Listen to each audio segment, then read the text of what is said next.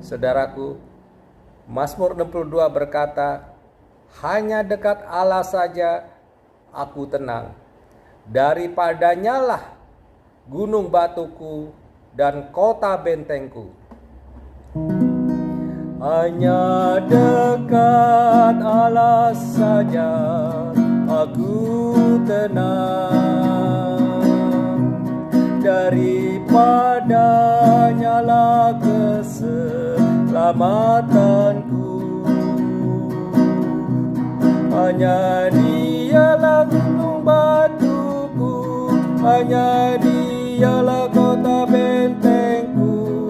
Aku tidak akan goyah selama-lamanya.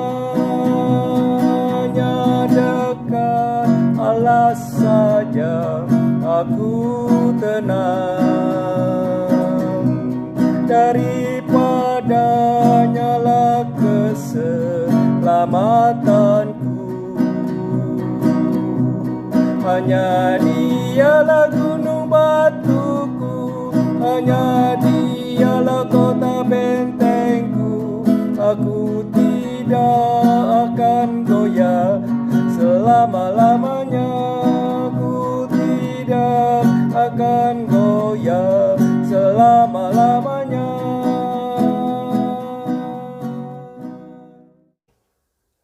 Mana Sorgawi, Minggu 26 April tahun 2020.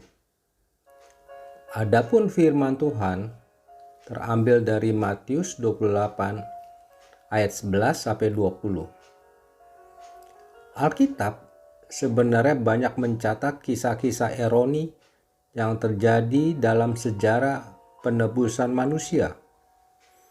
Salah satunya adalah apa yang dicatat oleh Matius di penghujung kitabnya, yaitu ironi dusta yang diciptakan dan disebarkan untuk menutupi fakta kebenaran.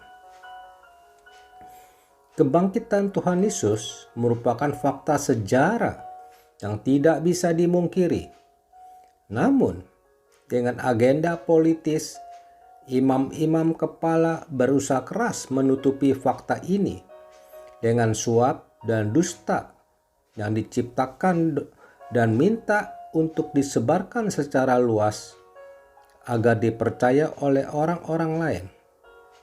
Segala cara dilakukan, termasuk untuk berkompromi dengan wali negeri dengan meminta agar para penjaga kubur Tuhan Yesus tidak dihukum akibat dari dusta bahwa tubuh Tuhan Yesus dicuri oleh murid-muridnya yang akan tersebar luas.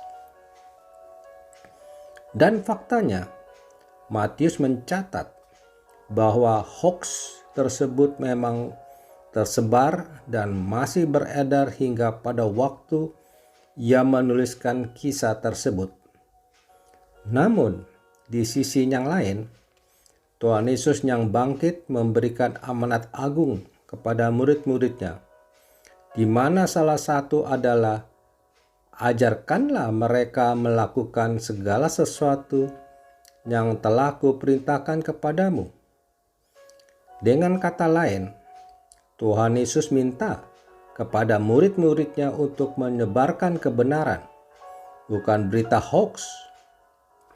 Hingga saat ini ada miliaran orang yang percaya kepada Tuhan Yesus, termasuk percaya pada peristiwa kebangkitan Tuhan Yesus.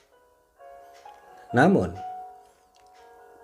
tantangan untuk tidak mempercayai fakta kebangkitan Tuhan Yesus masih beredar dan terus berusaha menggerogotin iman orang percaya. Satu hal yang bisa kita pelajari adalah bahwa kebenaran akan selalu mengajarkan kebenaran, sedangkan hoax hanya akan menghasilkan hoax yang lain, baik untuk menutupi kebenaran maupun untuk menutupi hoax sebelumnya. Dalam khotbahnya, seorang pendeta pernah mengatakan sesuatu yang keras, bahwa orang-orang yang berkata hoax adalah anak-anak iblis, karena iblis adalah bapa dari segala dusta. Dari Yohanes 8 ayat 44.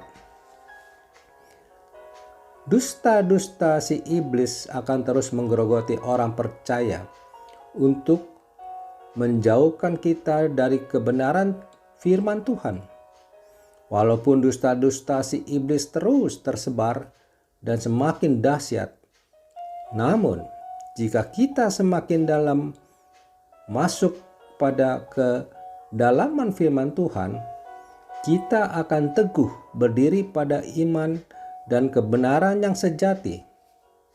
Dan pada akhirnya kebenaran Tuhanlah yang akan menang mengalahkan seluruh dusta si iblis dalam peperangan ironi antara dusta dan kebenaran. Tetaplah memperkatakan kebenaran dan berdiri pada kebenaran, karena Tuhan Yesus sendiri adalah kebenaran. Ironi masih ada dan akan tetap ada. Ada orang hidup dalam kebohongan, ada orang yang hidup dalam kebenaran, ada orang yang hidup dalam kegelapan, ada orang yang hidup dalam terang. Tak perlu diarahkan lagi untuk kita memilih yang mana, sebab kita sudah tahu bahwa kita harus memilih yang benar, sebab kita adalah umat Tuhan. Kata-kata bijak, seberapa kuat kita menghadapi penyesatan tergantung kepada seberapa dalam kita berpijak pada kebenaran. Mutiara kata hari ini, makanan adalah bahasa cinta jika kata-kata sudah tidak memadai. Dari Alan D. Wolfeld. Mari kita berdoa.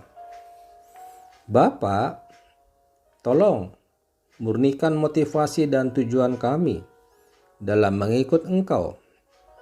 Karena kami sadar banyak bahaya yang akan berusaha membelokkan kami. Di dalam nama Tuhan Yesus, kami berdoa. Amin.